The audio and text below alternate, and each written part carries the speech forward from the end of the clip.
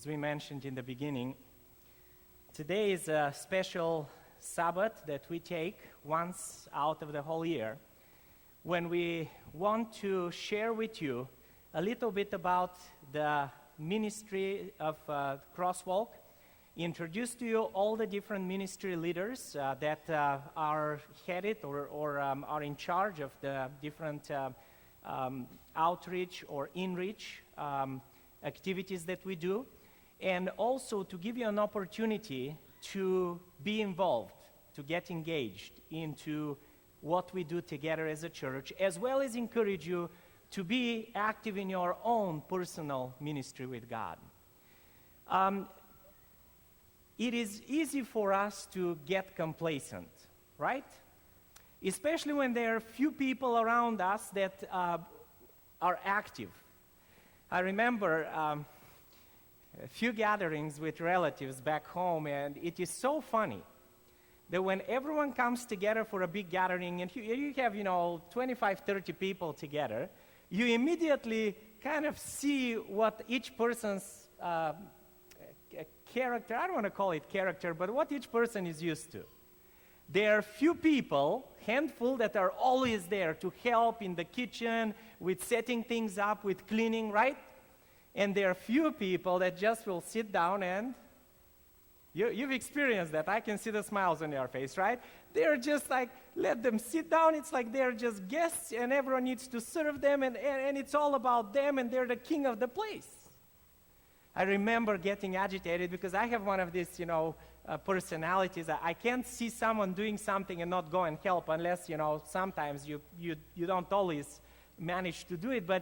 And it used to bug me so much. And I remember talking to one of my cousins, and he was just saying, you know what? I'm glad you said something. I didn't even see that they're working there. And I thought, what do you mean you don't see? You know we have to eat. You know we have to do all this stuff.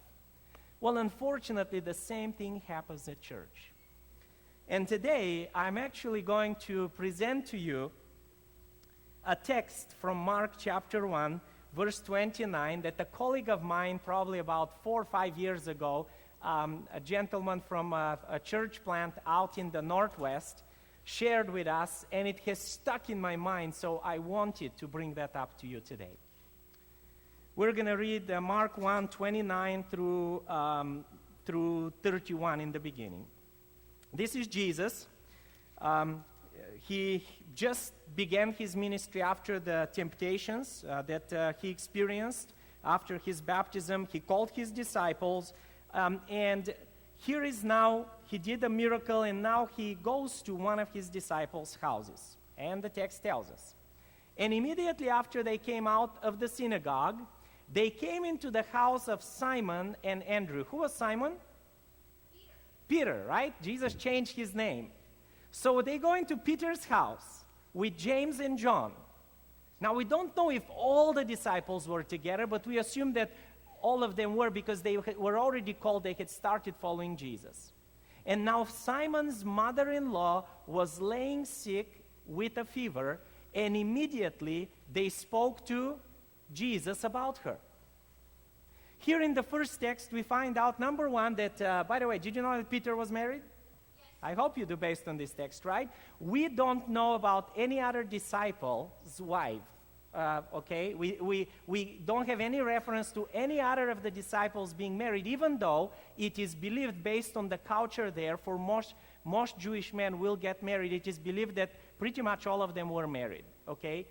But this is, again, just based on the culture. But for Peter here, we specifically know that because his mother-in-law is sick. And what is interesting at the last part of that verse 30 is that it says, and immediately they told Jesus about her. The Greek word used here to tell Jesus is like request, go and share with him, so in the hope of him helping you. Which really shows that the disciples, from the very early part of their ministry following Jesus, knew that help comes only from Jesus. And every time something happened, they had to go to him and ask him to help. But now comes the interesting part. And he came to her, Jesus, and raised her up, taking her by the hand. By the way, does that remind you of something? Jesus used to do that very often when he healed people, right? Remember the little girl when he took everyone out of the room and raised her up? How about the blind man touching his eyes, with the mud? I mean, the touch of Jesus had that healing power. The personal touch of Jesus symbolically tells us that in order for us to really experience the power and the healing of God as individuals, we have to be touched by him, especially when it comes to our spiritual life. So are you or have you been touched by Jesus to a point that life springs up in you? And here again comes the interesting part, as I said. He comes to her, he raises her up, taking her by the hand, the personal touch, and the fever left her. She became well. And what does she do next? She gets up and starts waiting on them. Now, when was the last time you were really sick with fever? I mean, to a point that you couldn't even get up to help whoever was there in your place. What happens even after the fever is gone? You have to recover. You have to take this time for your body to come back to balance, right? But the immediate healing just brought so much energy to that lady's life that what does she do? She gets up and starts serving. So here is the point. I'm going to be brief today because we want to hear from all of our ministry leaders, but here is the point in this text. Could it be that many of us are not involved in ministry because we are sick deep inside?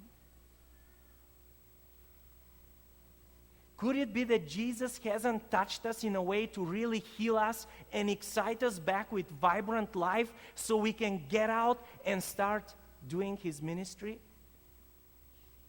I wonder why. We have this saying that 20% of the people do 80% of the work in any church. I'm glad that in our church, I've shared that with you, and this is statistics as of the beginning of last year. We haven't done it now. We've tried to do it almost like person by person, but I have tried, so I don't embarrass anyone. But we have a really good percentage. We have 68% of our members, actually 50-something of our members and 68 of our attendants, people who are attending, even those who are not members, are involved in some kind of a ministry. That is really great. I'm proud of it, but still, that leaves how many of us? About 36% of us. That still we need to be called and challenged to do something. I'm not trying to put a guilt trip on you. However, I am trying to ask myself and you the question, do we need spiritual healing? Could it be that Jesus is around us with all the rest of the people who are working to reach out others with the message of salvation and hope, and we are sitting inactively because we are too busy with our own fulfilling our own goals and our own desires, or somehow we find that church ministry interferes with our own lives, and we are spiritually sick and need the special type of Jesus for us to get excited. So, here is my challenge to each and every one of us. One of our goals that we want to emphasize today for this new year is for us to challenge, we had said 90% of our members to get involved, but I would like to see 100% of us be involved in ministry. Because if any one of us is not involved in active ministry, we are sick. Something is wrong in us. So this year, we are going to continue to give you opportunities to get involved in 3 ways. You can join a ministry and commit to helping out for the full year to one of these ministry leaders that you will see today, or the ministries that will be presented. We have few leaders that are not here for a variety of reasons. The other option for you will be to pick one event or one thing, one ministry or one moment in the life of the church this year when you want to get involved. Even if you do it just once a year, that'll be great. And the third option that I hope will be applicable to all of us, we want to challenge each and every one of us to be personally involved in our own ministry. It could be related to the church ministries, but we're hoping that if Jesus came today and asked me, Boyan, what is your ministry that you individually are involved in? I'll be able to tell him right away. Jesus, this is what I feel you've called me to do. See, ministry is something that God calls us to, right? Yes. Many times we try to do ministry and it fails because we're doing our own kind of ideas. But prayerfully consider what ministry is God, personal ministry is God calling you to get involved in. And He'll show you. But remember that for you and me to be excited about ministry, something needs to happen first. What was it based on this story?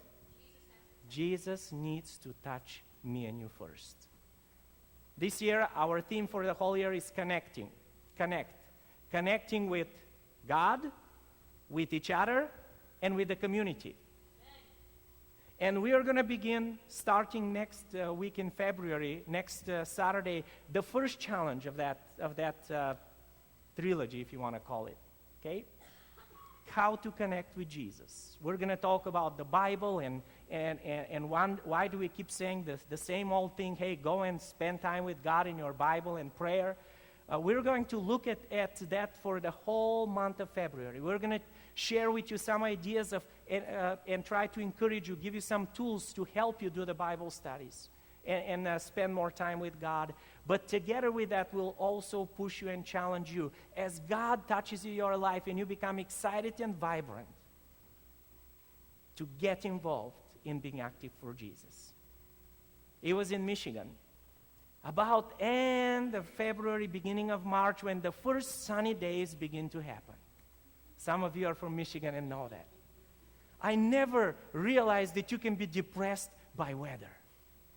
Until you start seeing the sun in the spring, and all of a sudden, I felt like, someone just took this have you ever gotten this sticky stuff on your hands or on your face, and your skin feels like it's dry, and all of a sudden, you just feel like someone tore all that stuff that was keeping you from being active, and you are alive again.